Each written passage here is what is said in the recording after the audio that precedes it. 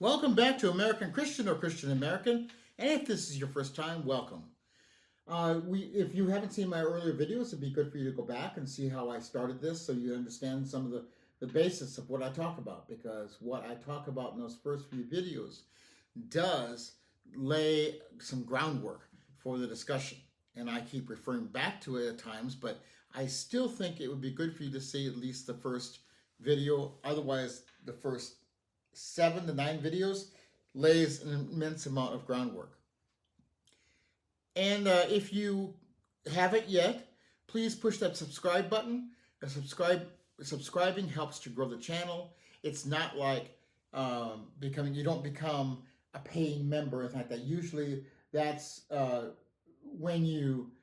there's other titles for that. But subscribe just simply makes the videos come to you faster, and it helps the channel be recognized that it's growing. Also, if you like the video, please push the like button. That also helps the algorithms in YouTube to be spread out farther so more people can see it.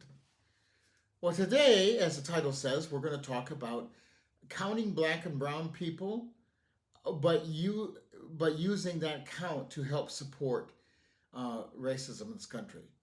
What do I mean by that? Well, let's look at the original way they counted them. In the Constitution, if you go back and read the Constitution, that all enslaved people were counted as 3/5 of a person. So why do that? If they had slaves, why count them at all? They weren't human as far as they were saying, but they gave them the status of being 3/5 of a person. Now, in the states where the slaves mostly were, which is pretty much the southern states, what they did was add up all the 3/5 of a person, and they come up with a number of whole persons. And they would use that number to bolster the population of the state and to give them more political power in the House of Representatives.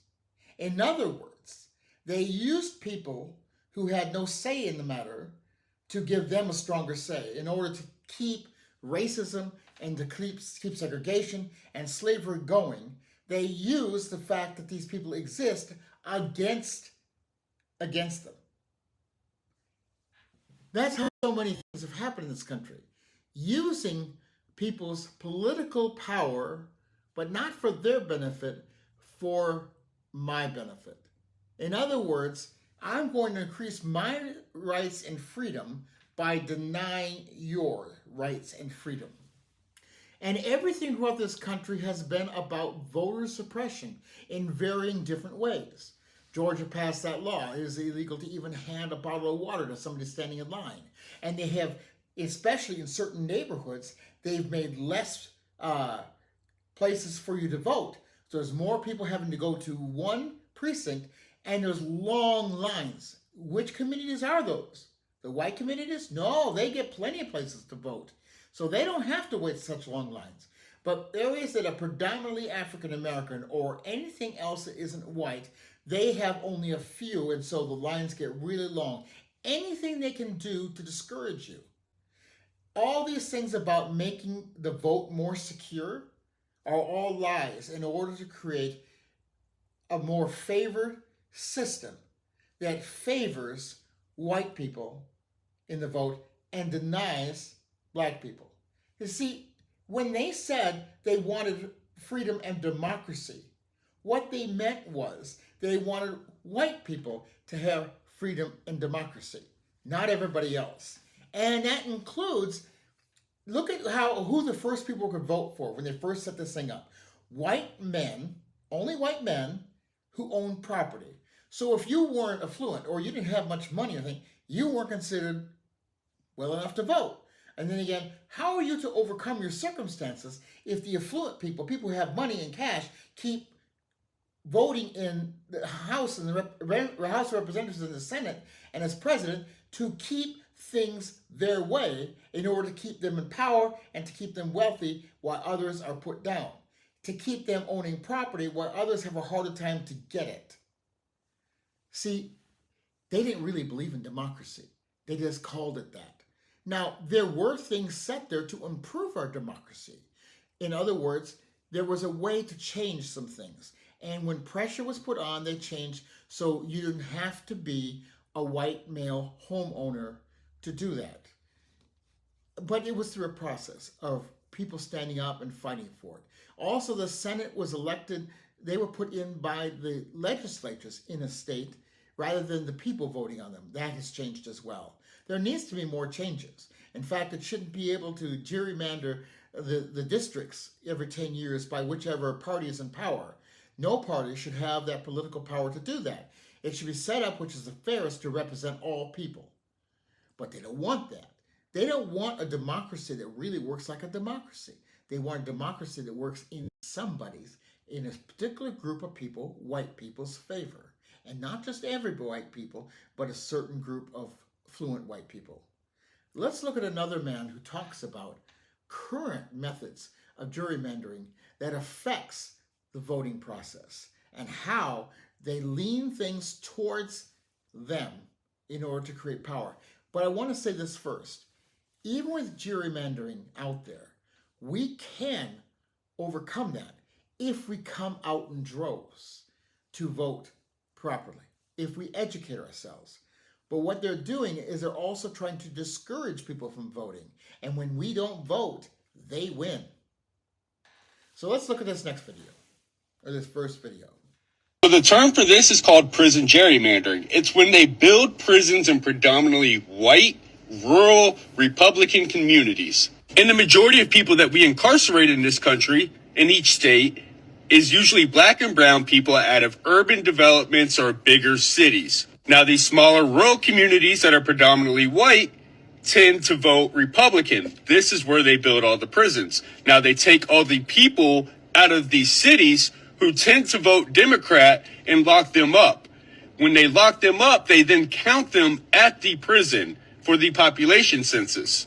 The prison becomes their official place of residence. The number of representatives is determined by the population of your local district. So when you're counting inmates in these districts, you're increasing the population, effectively increasing the voting power. The problem is these inmates cannot vote. They have no voice, which in return gives the actual residents in that district more voting power, all the while diminishing the voting power of the districts that you're arresting these people out of. Prison gerrymandering is a very dirty game, and it's how Republicans keep power in Florida. They have the trifecta. They have a supermajority. They've got the House, the Senate, and the governor's mansion because of prison gerrymandering.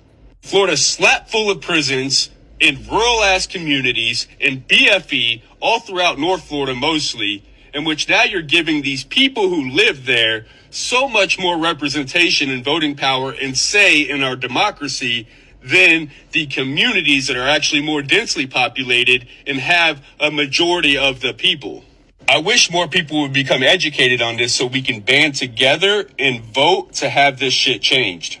This is why Republicans love voter suppression so much. This is why they do not want convicted felons to vote, but they want to put one in the White House. So the term... Okay, so white prisons, or not white prisons, prisons are set up in different white neighborhoods. And at first I thought about this and I thought, okay, so they're putting mostly black people into prisons, which is true. And, or black and Latinos and others, whites make a much smaller proportion because the laws are set up to convict black people more. It's a modern day of slavery. And they take away their right to vote for the rest of their lives. I was thinking, how does it affect the number of representatives nationally?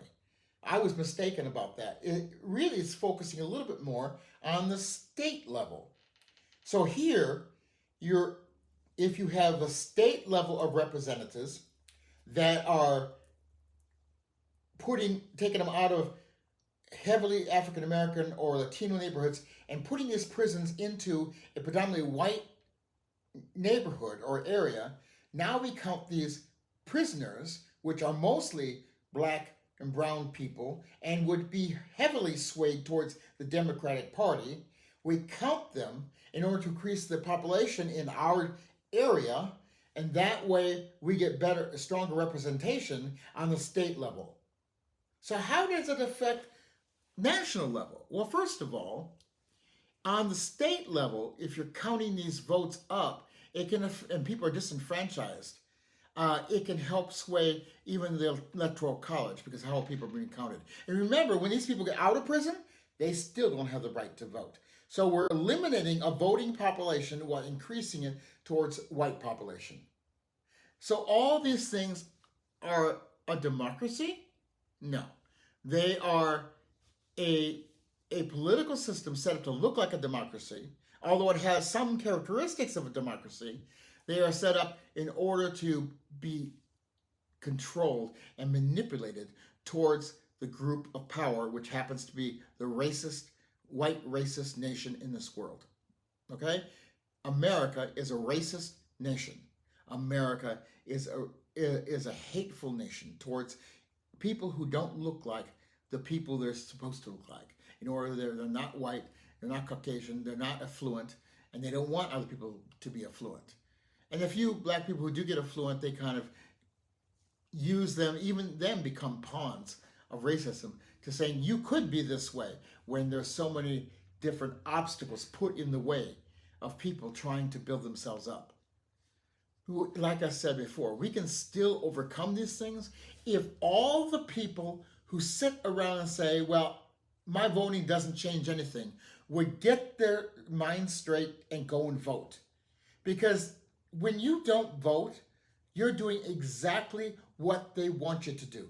They want you to be downtrodden. They want you to be discouraged. They want you to feel like you don't have a say in anything, and therefore you give up what political power you have. We can overcome a lot of things, and we can make changes to these things if we were to stand together.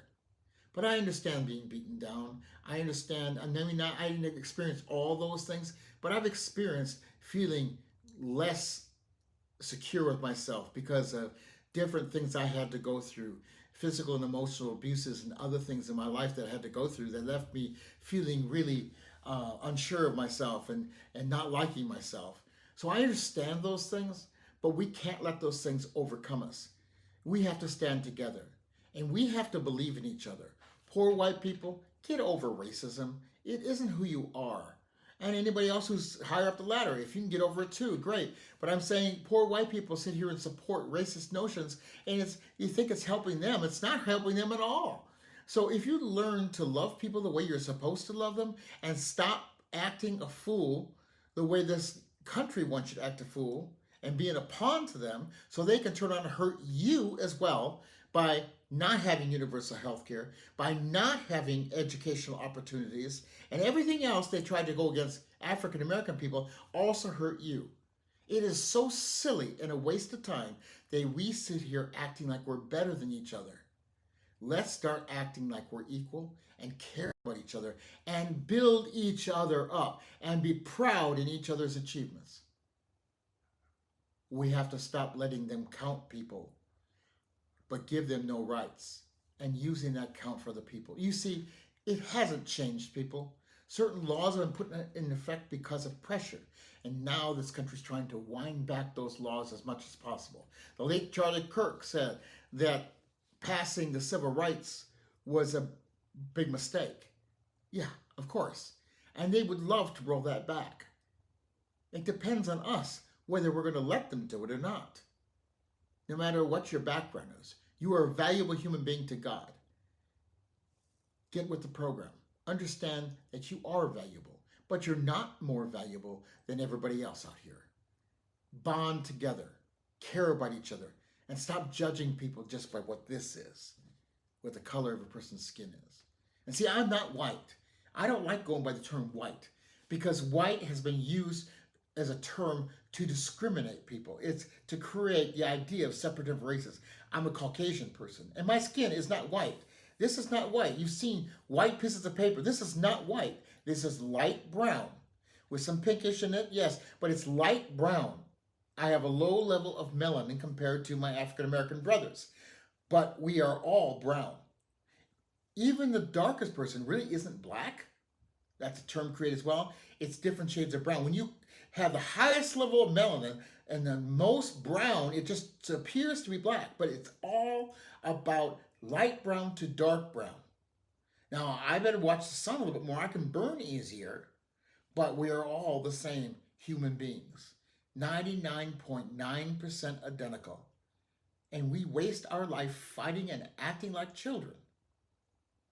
We need to be grown folk with God and to care about each other, to love each other. But we also have to stand up against this hate, and we have to stand strong. We have to feel angry about it, but not in the way that we hurt other people, but in a way that we stand with other people and where we say we are not going to accept this. I'm calling on all of you to do your best and help people spread the word. Send my videos out to other people. Get them to watch these things. Get them to watch anybody out there who's talking about these things, and then find out how to come together. Because we can make a change if we really want to make a change. And we need to live lives that are purposeful, not just long. What's the point of living long if you don't really do anything that matters? Live a life of purpose and help our children's children and their children live a better life until God decides it's time for the world to end. Help bring people to the truth, both in godly and in this country. Help them understand that people can be horribly evil, but that isn't who we have to be. Until the next time on American Christian or Christian American.